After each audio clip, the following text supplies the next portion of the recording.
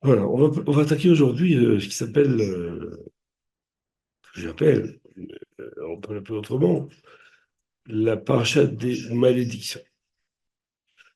Cette paracha-là, effectivement, cite, je crois, 98 malédictions qui surviendront ou ont déjà subi le peuple juif. Pourquoi? Parce qu'ils ne respectent pas la Torah. Et donc, et on sait que ces malédictions qui ont été énoncées, elles sont pratiquement toutes arrivées. Et même d'autres sont arrivés qui ne sont même pas énoncés là-bas, comme c'est marqué dans le texte lui-même.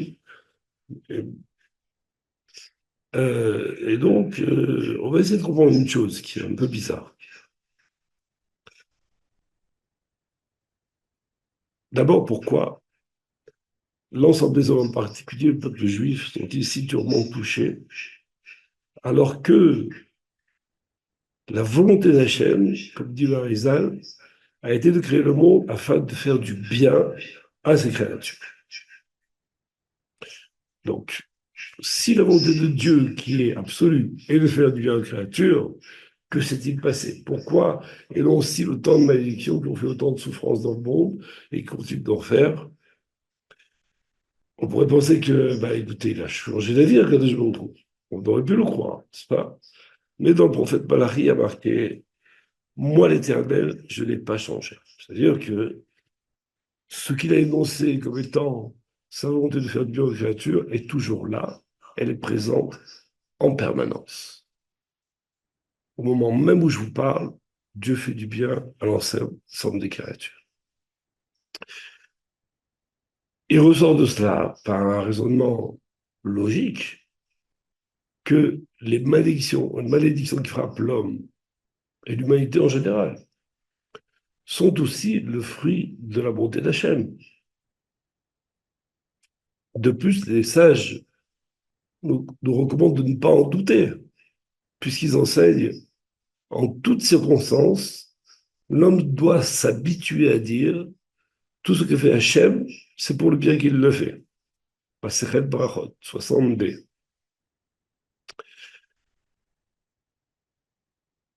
Malgré tout, il y a deux raisons pour lesquelles nous devons réfléchir à cette question. C'est-à-dire que, puisqu'on doit tout considérer comme étant bon, mais que ce qu'on voit dans la réalité n'est pas bon pour l'ensemble de l'humanité, alors on doit y réfléchir. On doit se dire qu'est-ce qui se passe là. Il y a une chose que je ne comprends pas dans le comportement de la chaîne. Donc, essayer de comprendre ça, ça veut dire que, d'une part, si on reste en absence de réponse, alors c'est un prétexte extraordinaire pour nos frères de se détourner de la foi juive. Et Dieu sait si ça arrive de manière extrêmement fréquente, puisque le nombre de gens croyants réellement, vous êtes de gens fidèles à la Torah, est extrêmement faible par rapport aux gens qui ne le sont pas dans le monde. Donc on voit bien que cet aspect-là de la malédiction, de ce qui arrive dans le monde, du mal de manière générale, éloigne le juif de la Torah. Et nous éloigne de tout aussi, malheureusement. La deuxième raison pour laquelle il faut réfléchir à cela, c'est que si on arrive à un résultat qui confirme ce qui doit être confirmé, c'est-à-dire que Hachem, même dans le mal, c'est uniquement du bien qu'il veut pour nous, à ce moment-là, ça va nous permettre d'accroître la connaissance d'Hachem, notre connaissance d'Hachem, et de sa manière de conduire le monde, ce qui, selon Rambam, doit être le but essentiel du juif, comme il est écrit dans Shemona Prakim. L'homme doit fixer ses yeux vers un but unique, saisir Hachem à la mesure de ses capacités, c'est-à-dire parvenir à le connaître. On a déjà fait allusion à cela et que la connaissance d'Hachem est en fait une clé qui permet à l'homme de pouvoir se rapprocher d'Hachem et aussi de faire ce qu'il demande, de réaliser son service sans douter de quoi que ce soit. Donc ces deux objectifs, on va essayer de les réaliser. On va voir si on y arrive. Pour commencer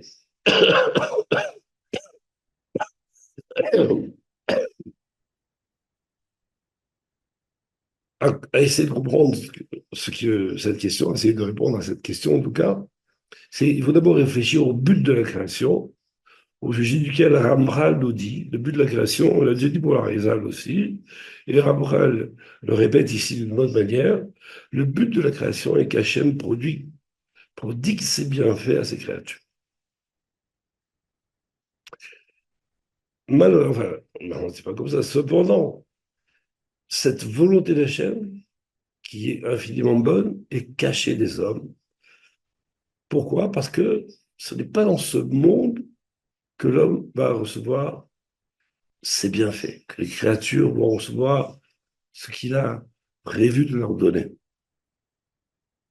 Ramchal continue en disant dans Messilat Yesharim, en vérité, le lieu des délices est le monde futur. Et pourquoi c'est le monde futur? Pourquoi on ne toucherait pas un petit peu à quelque chose dans ce monde qui nous permettrait en tout cas de nous attacher un peu plus à Dieu? Et il dit parce que, toujours Ramchal, dans Derech Hashem cette fois-ci, c'est que dans son désir de faire du bien aux créatures, Hachem ne se contente pas de distribuer un peu de son bien. Il prodigue, pardon, le bien le plus grand qui soit, le bien le plus grand que les créatures puissent recevoir. On peut imaginer que la Hachem n'a pas de limite dans ce qu'il peut prodiguer comme bien. Et ce qu'il a prévu de nous prodiguer à nous, c'est quelque chose qui n'a pas de mesure. On ne peut même pas imaginer de quoi il s'agit. Les sages dans Pirkei Avot, ils nous donnent une idée de ce que ça peut être, en disant que une heure de satisfaction dans le monde futur a plus de valeur que toutes les satisfactions vécues par tous les vivants du monde. Autrement dit, prenons tous les plaisirs de tous les êtres qui ont vécu sur cette terre depuis sa création, tous ces plaisirs-là, si on les concentre, ça ne vaut pas une heure du bienfait que l'on recevra dans le monde futur. Mais on ne ressent pas ici ce bienfait.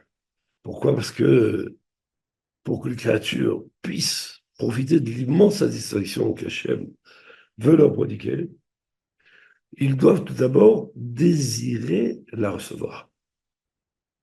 Pourquoi? Parce que un individu ne peut tirer le maximum de plaisir que d'une chose qu'il désire. Autrement dit, j'ai un plaisir immense à recevoir. Si je n'en désire que un dixième, je ne pourrais pas le recevoir en entier. Je recevrai un dixième seulement. Et c'est bon pour toutes choses. C'est-à-dire que quand je vais même simplement être à table du restaurant, à la table d'un restaurant, si je n'ai pas d'appétit, c'est-à-dire de désir, je ne pourrais pas jouir de ce qui était dans l'assiette. C'est pareil pour cela. Donc on voit bien qu'il y a un plaisir immense d'un côté et notre désir de l'autre. Sans désir, le plaisir ne peut pas nous parvenir. C'est impossible. C'est pourquoi Hachem, qu'est-ce qu'il a fait? Il a créé l'homme et en même temps, il lui a implanté une volonté de recevoir ce plaisir. Il veut donner un plaisir immense, et ben, il a cette volonté de recevoir, et cette volonté de recevoir, on va l'avoir. Donc, on a en nous une volonté de recevoir le plaisir qui est démesurée, puisque ce que veut nous prodiguer Hachem est démesuré. Bar Soulam résume cela en ces mots. Le projet de la création renferme en lui-même projet de la création, c'est-à-dire la volonté d'Hachem de faire du bien aux créatures, enferme en lui-même la nécessité pour les créatures d'être dotées d'une volonté de recevoir à la mesure de l'immense plaisir que le Tout-Puissant va leur prodiguer. Donc on a ici une adéquation entre le plaisir qu'Hachem veut nous prodiguer et le désir que l'on a de recevoir ce plaisir. Alors ça devrait marcher parfaitement, puisqu'on est déjà doté d'une volonté de recevoir et que est doté, si on peut dire, de ce plaisir qu'il veut nous donner. Pourquoi ça ne marche pas? Pourquoi ça ne rentre pas? Pourquoi on ne reçoit pas tout de suite tout ce plaisir? Il se trouve que l'homme qui possède maintenant cette volonté de recevoir le bien d'Hachem possède un cœur qui n'est pas encore formé à en jouir, car il est tourné vers d'autres attraits. C'est-à-dire, c'est vrai, j'ai une volonté de recevoir de la satisfaction, du plaisir, de m'amuser, du confort, du bonheur. J'ai cette volonté, je l'ai. Mais mon cœur n'est pas prêt à recevoir quelque chose qui est beaucoup plus grand que me donner Hachem. Alors maintenant, tous ces enseignements qu'on a vus là jusqu'à présent, qui sont relativement clairs, ils vont nous permettre d'expliquer la nature de l'homme et son comportement. Car l'homme, animé de cette volonté de recevoir de la satisfaction, va produire l'essentiel de ses efforts vers un seul objectif, qui est de combler ses désirs et d'éviter tout désagrément. Et c'est vivre dans une société qui l'entraîne en permanence à rechercher de nouveaux plaisirs. La vie de l'homme, sans même qu'il s'en rende compte, se transforme en une course égoïste vers la jouissance. C'est une chose, si je puis me permettre, qu'on constate tous les jours. Parce qu'elle n'est pas donnée aux juifs seulement, elle est donnée à toutes les créatures. Toutes les créatures sont dotées de cette volonté de jouir. Et suivant la puissance que possède cette créature par son intelligence, sa force ou autre chose, il va essayer de recueillir le maximum de plaisir en fonction de ça. Et la conséquence de cette course, c'est-à-dire une course au plaisir-là, c'est qu'elle va faire croître dans le cœur de l'homme des défauts qui le rendent détestable aux yeux des autres, mais aussi et surtout aux yeux d'Hachem. Comme la convoitise, la jalousie, l'arrogance et l'orgueil. Or, à ce sujet, les Chachamim nous disent, au sujet de l'orgueilleux, Hachem a dit, lui et moi ne pourrons pas vivre dans le même monde. Ainsi, cette volonté, en réalité, qui devait permettre à l'homme de recevoir ce bien, aura pour effet de l'éloigner d'Hachem complètement, puisque lui et nous, et l'orgueilleux, c'est-à-dire nous-mêmes, ne pouvons pas vivre dans le même monde. Donc, si on ne peut pas vivre dans le même monde, comment peut-on recevoir le bien qu'il veut nous donner? Il y a un paradoxe ici. Dieu veut nous donner et nous nous situons ailleurs. C'est pas là. C'est pas le même monde.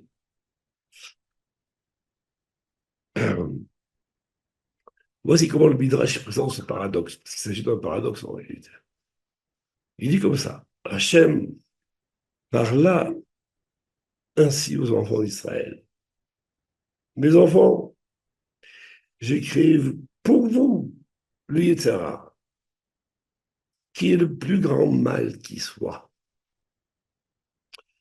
Là, on est un peu en difficulté. Pourquoi? Parce que si Hachem crée une chose pour ces créatures, ça ne peut être que pour leur bien. Or là, qu'est-ce qu'il nous dit? Il nous dit que cette chose-là que j'ai créée, qui est le Yetzer Hara, est le plus grand mal qui soit. Et pourtant, il l'a créé pour qui? Il l'a créé pour nous, comme il le dit.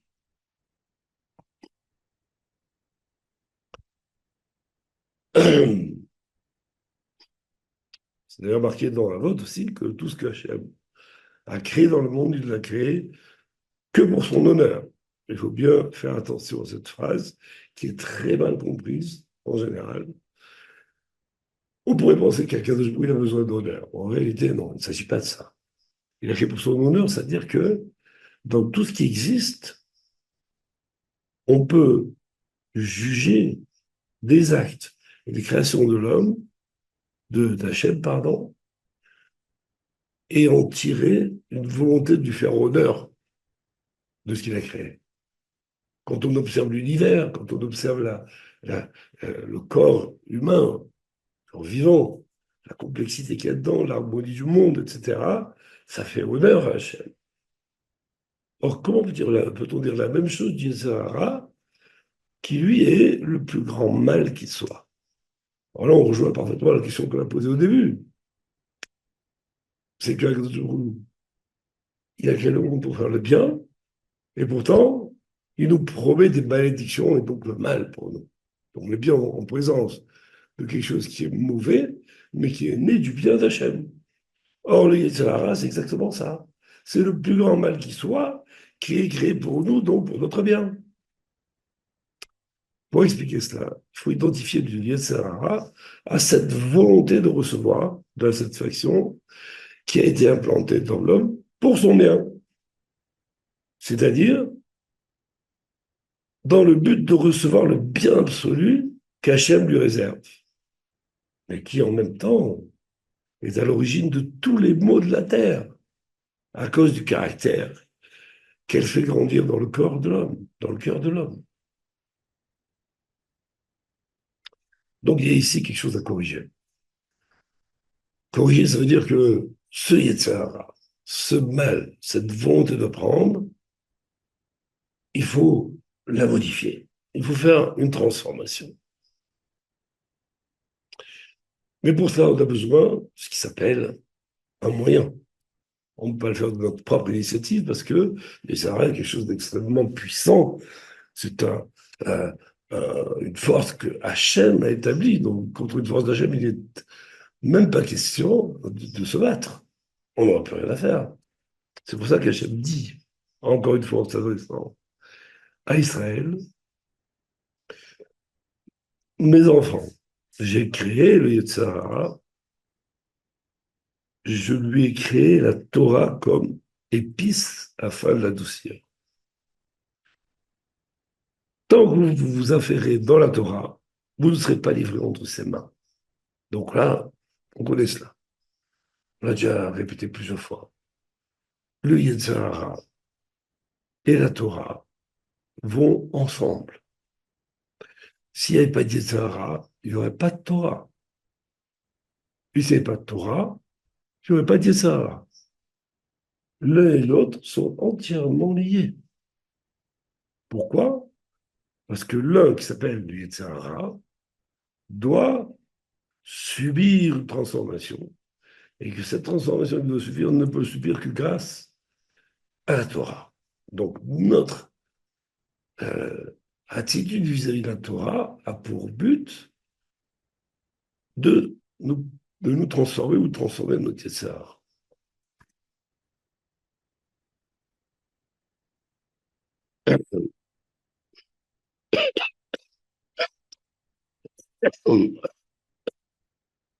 En conséquence de tout cela, la vision du juif, c'est quoi maintenant? Quelle est la vision du juif? C'est de s'affairer dans la Torah, c'est-à-dire d'étudier la Torah, de pratiquer les mitzvot, de faire les bonnes actions. Mais tout cela avec le seul but de réussir à dominer le Yetzirah. Autrement dit, de contenir sa volonté de recevoir. À présent, nous pouvons comprendre ce que voulait dire Rabbi Akiva en affirmant, et affirmer plutôt, tu aimeras ton prochain comme toi-même. Il s'agit du grand principe de la Torah. Autrement dit, le grand principe de la Torah, le principe sur lequel il faut se baser, le principe sur lequel tout doit converger dans nos actions, c'est d'aimer son prochain comme soi-même. Encore faut-il comprendre ce que ça veut dire. C'est une chose absolument impossible à imaginer pour nous. Cette mise-là est certainement la plus difficile à accomplir. Pourquoi? Parce qu'il est impensable qu'un homme puisse en aimer un autre autant que lui-même. Et donc, ce que voulait dire Rabbi Akiva, ce qui dit que grâce à l'accomplissement de toutes les autres mitzvot, que l'on peut y parvenir. C'est le grand principe de la Torah, ça veut dire que toute la Torah, toutes ces mitzvot, positives et négatives, tous les actes que je vais accomplir, qui sont demandés par Hachem, ont pour but de me faire arriver à quelque chose qui est impossible à accomplir, c'est d'aimer son prochain et d'aimer Hachem. Et c'est ce qu'on dit ici, donc, c'est que chaque interdit de la Torah, elle va aider l'homme, va de l'autre, on dirait. Elle aide l'homme à brider sa volonté égoïste de recevoir de la satisfaction. Ça veut dire quoi? Ça veut dire que si vous regardez bien, le juif est un extraterrestre, en réalité. Tous les gens mangent ce qu'ils ont envie de manger, pratiquent tout ce qu'ils ont envie de pratiquer. Ils vont avec leurs femmes quand ils ont envie, et même avec toutes les autres femmes du monde, sans que ça les gêne. Ils n'ont pas besoin de faire une brara pour consommer quelque chose.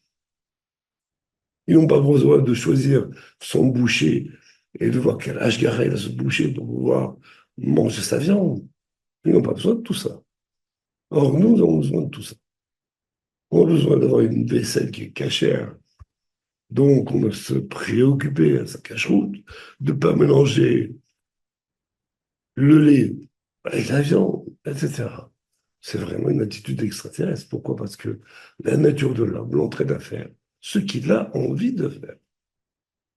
Or là, tous ces interdits-là brident notre envie. C'est-à-dire que ce Yetzirah qui veut nous pousser à faire toutes ces choses, on le bride. C'est-à-dire qu'il devient, il s'amenuise à force de mitzvot que j'accomplis. Et plus les autres sont difficiles, plus il s'amenuise. Donc on voit bien que le but de la Torah est accompli dans ce cas-là. Quant aux mitzvot qui sont positives, c'est quoi les mitzvot positives? C'est en général, dans la majorité des cas, des mitzvot qui concernent mon attitude vis-à-vis de mon prochain. Que ce soit dans les relations juridiques, dans les relations personnelles, dans le fait d'aider les pauvres, dans toutes sortes cela se joue dans toutes sortes de domaines, comme par exemple dans l'agriculture. Je dois laisser une gerbe que j'ai laissée tomber, que j'ai oubliée, soi-disant, je dois la laisser aux pauvres, je ne peux plus la récupérer. Je ne dois pas, au moment de cueillir mon raisin, faire en sorte qu'il ne reste pas une grappe dessus, pas un raisin dessus. Ça, c'est interdit. Il faut qu'il en reste. Je dois laisser une partie de mon champ pour les pauvres. C'est obligatoire. Je dois donner ce qui s'appelle le baraser, une partie de mon travail, puisque c'est moi qui ai travaillé pour gagner tout cela. Je dois le donner à des pauvres. Donc je dois établir des relations, même commerciales, même commerciales, c'est-à-dire que quand je fais du commerce, je ne dois pas tromper mon client. Je dois m'assurer que je n'ai pas fait le moindre faux pas sur ça. Or, ça, c'est aussi extraterrestre. Ça n'existe dans aucune autre religion. On ne fait pas autant attention. On a peut-être une valeur morale, mais elle peut être déjouée très très vite. Quand quelqu'un a besoin d'argent, il va très vite oublier sa morale. Or, nous, il n'est pas question qu'on oublie la morale, quelle que soit notre situation. Et donc, nous sommes là, face à la deuxième partie de la Torah qui est de faire du bien avec les autres, c'est-à-dire de donner de soi-même pour l'autre. De la même manière que la première partie des visuels de l'autoracé, c'est de brider ma volonté de prendre. C'est cela que veut dire Akadosh Baruch Hu, quand il dit j'ai créé le Yetzer Hara, qui lui veut tout prendre et rien donner. Et j'ai créé la Torah comme remède, la Torah me mettant devant une situation où je dois brider mon envie de prendre et faire grandir mon envie de donner. On va pouvoir à présent apporter une réponse à notre question. Comment expliquer que les malédictions frappent l'homme, qui frappe l'homme, pardon, soit le fruit de la bonté d'Hachem. Mais auparavant, il faut ajouter que lorsqu'un individu se laisse aller à sa nature égoïste, il forme autour de lui une espèce de carapace qui l'isole de son créateur et du reste des hommes et qui va le conduire à une mort spirituelle, certaine. Quelqu'un qui est égoïste ne se préoccupe pas de l'autre. Il a mis une espèce de barrière pour que l'autre ait beau frapper à sa porte, il n'ouvrira pas. Il va avoir cette espèce de carapace qui va l'éloigner d'Hachem complètement. Il ne verra même pas Hachem. Il est enfermé là-dedans. Et donc, il va mourir spirituellement. Mais en réalité, Hachem ne recherche pas cette mort. Il aurait pu le laisser mourir. Bon, tu veux pas de moi, tu veux pas des autres, tu veux pas, etc. T'as qu'à mourir. Spirituellement, bien sûr. Parce que physiquement, de toute façon, tout le monde y passe. Mais spirituellement, pourquoi mourir spirituellement? Est-ce que Dieu veut cela? Il faut dire ce que dit Yaskel. Yaskel, il dit comme ça. Il parle. Il met dans la bouche d'Hachem ces mots-là. Il dit, est-ce que je désire la mort du mécréant? Ma volonté n'est-elle pas qu'il reprenne le bon chemin et qu'il vive? Autrement dit, cette attitude de tout rejet, d'être égoïste, de ça, j'ai envie de carapace autour de soi, qu'un jour il ne supporte pas. Il ne veut pas. Il ne veut pas qu'on meure spirituellement. Il veut que on continue à subsister. Or, ce désir exprimé par Hachem, qu'est-ce qu'il signifie? Il signifie qu'Akadosh Baruch Hu, on va tout faire pour que l'égoïste sorte de son isolement. Et que si cela est nécessaire, il le mettra face à la souffrance et aux malédictions. Et puisqu'Hachem ne frappe l'homme que pour le pousser à se corriger, les sages nous ont conseil. Si un homme se voit assailli par les tourments, alors qu'il scrute ses actes. Autrement dit, quand un homme est attaqué, on voit que ça ne va pas dans la vie, des maladies, les enfants, le couple, j'en passe, et des meilleurs. Il faut qu'il scrute ce qui ne va pas en lui. Le Barla Soram, il précise ceci. Il dit, toutes ces souffrances ne s'attaquent qu'à l'écorce qui enveloppe notre corps. C'est une très grande force qui dit Barla Soram ici. On a une écorce, c'est-à-dire notre égoïsme a formé autour de nous une écorce. Bon, bien sûr, on aime ses proches, on aime ceci, on aime cela, mais on a toujours ces mêmes défauts. Des défauts qui nous éloignent d'Hachem, ça c'est sûr. Et ça forme une écorce. Cette écorce-là désigne en vérité l'amour de soi et l'égoïsme dans lequel l'homme s'enferme. Et qu'il isole des autres individus et d'Hachem. C'est lorsque cette écorce à laquelle il tient tant sera frappée que l'homme subira les plus grandes souffrances. Je donne un petit exemple. Quelqu'un qui par nature est, comment on dit, radin. Il n'y a pas un autre mot, il y a un autre mot. Peinture et radin. Voilà. Qu'est-ce qui va lui causer avare, on va dire, comme ça on va pouvoir parler de Funès. Quelqu'un qui est avare, ce qui va le faire le plus de mal, c'est quoi? C'est que on se, on se, on s'en prenne assez bien. Or, si quelqu'un se prend assez bien, il va subir une souffrance terrible qu'une autre personne, même pour des biens beaucoup plus importants, n'aurait pas autant de souffrance. Pourquoi? Parce que son écorce-là, c'est euh, son avarice. Son avarice va être touché par Hachem de manière que il puisse changer, qu'il se rende compte de ce qui se passe pour lui. Il va essayer de frapper cette carapace afin de la casser.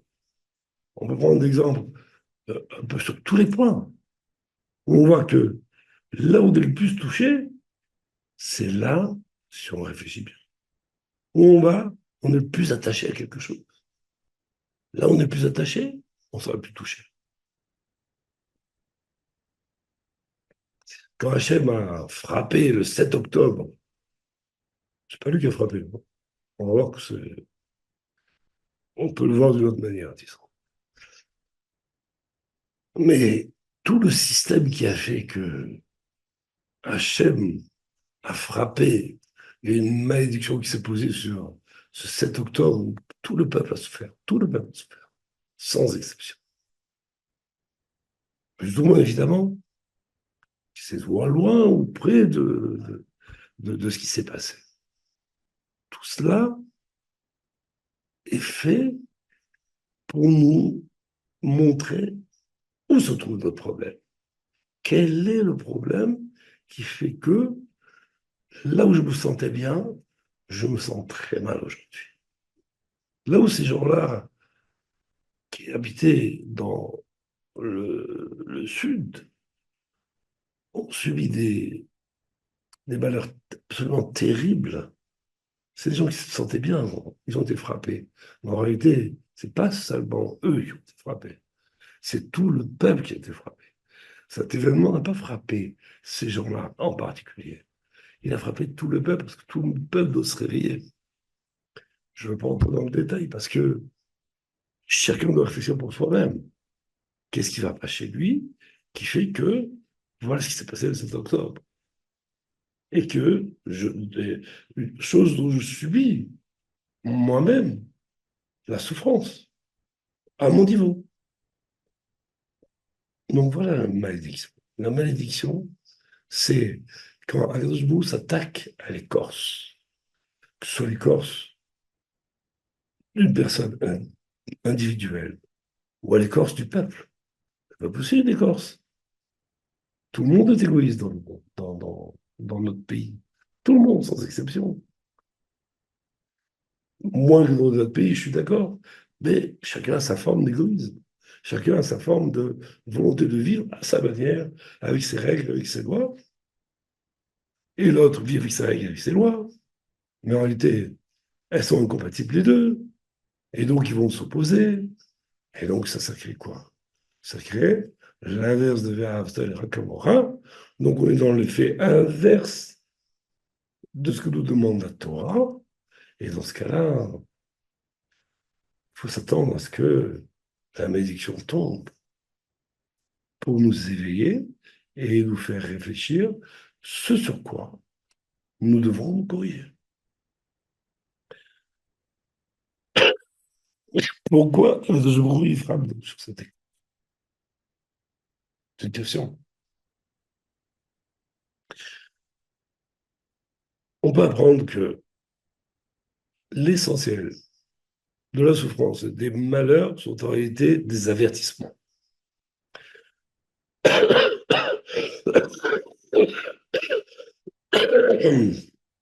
Qui lance ces avertissements? C'est Hachel, évidemment.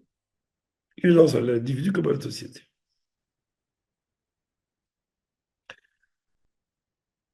Donc, on voit que dans le monde, il y a une évolution du bien et du mal. En général, c'est le mal qui gagne. Pourquoi? Parce que les gens restent dans leur égoïsme. Et donc, on voit les bénédictions qui passent l'une après l'autre, l'une après l'autre, l'une après l'autre, ce qui signifie qu'en réalité, nous n'avons pas compris le message. Il y a des guerres, des injustices à n'en plus finir. Pourquoi? Tout cela provient évidemment de l'écorce de chacun. Quand un dictateur arrive au pouvoir et qu'il possède une puissance militaire, puissance de sa police, etc., c'est un égoïsme total. C'est quelqu'un qui va servir son égoïsme pour réduire son peuple à des vallées et peut-être exterminer d'autres peuples par pur égoïsme. Donc, l'écorce qui doit être brisée, c'est l'écorce de cet égoïsme. Maintenant, il y a un petit détail que nous donne la Torah et qui, bon, ça donne à réfléchir qu'on le veut ou non. On ne peut pas l'admettre, peu importe. Ce détail est important. Il est comme ça. Il est qui va recevoir le bien d'Hachem? C'est ceux qui possèdent la Torah, puisque eux peuvent se transformer. Et s'ils se transforment, ils peuvent recevoir le bien d'Hachem. Mais les nations n'ont pas cette possibilité. Les nations agissent uniquement en fonction de leur Yetzirah, un peu comme les animaux agissent avec leur instinct. Donc pourquoi est-ce que le malheur tombe aussi sur eux? Il devrait tomber que sur Israël, puisqu'Israël a une mission à remplir. Les goïms n'ont pas de mission à remplir, sauf si eux aussi se convertissent, ils ont une toute petite mission à remplir, on ne va pas rentrer dans le détail, mais l'essentiel c'est Hachem. Et donc pourquoi les malédictions frapperaient aussi les nations? Les sages répondent ainsi. Les nations ne devraient pas être frappées par les malheurs et la souffrance. Et si elles le sont, c'est afin qu'elles n'accablent pas Israël de leur sarcasme en disant tu es un peuple né pour le malheur et la souffrance. Donc ici, on a une petite réponse à notre question, c'est-à-dire que le malheur frappe le monde entier, mais qu'en réalité, c'est l'écorce d'Israël qui est touchée par tous ces malheurs. L'écorce d'Israël doit être touchée. Pourquoi elle est touchée? Qu'est-ce que l'écorce? L'écorce, on avait dit, c'est ce qui nous empêche de nous rapprocher d'Hachem, de nous rapprocher des autres. Or, si je brise une écorce, à ce moment-là, je fais un petit trou sur cette écorce, et donc je peux voir ce qui se passe à l'extérieur. Je peux m'intéresser à l'autre, je peux m'intéresser à Hachem. C'est vrai que ça fait du mal pour l'écorce frappée. On a un gros problème avec cela. Mais si on analyse, si nos désirs ne sont pas assouvis et qu'au lieu de ça, on ait des problèmes, des souffrances, c'est pour pouvoir nous permettre de nous rapprocher d'Hachem. Parce qu'un homme ne peut pas se rapprocher au mieux d'Hachem s'il n'est pas en état de demander, de lui demander quelque chose. Donc en état où il subit quelque chose qui le fait souffrir. À ce moment-là, seulement à ce moment-là, il peut avoir une prière sincère. Et donc le rapprochement se fait ainsi. On peut faire dire la même chose au sujet des autres. C'est-à-dire, j'ai besoin des autres, donc je casse. Tu vas casser. Hachem a cassé mon écorce, et grâce à cela, je vais pouvoir demander à un autre s'il peut m'aider. Et là, je me rapproche des autres. Voilà le sens des malédictions. En raccourci, évidemment, il y a beaucoup de questions qui se posent autour de ça. Et vous pouvez les poser maintenant si vous avez le désir. Voilà, on a terminé. Je vous écoute.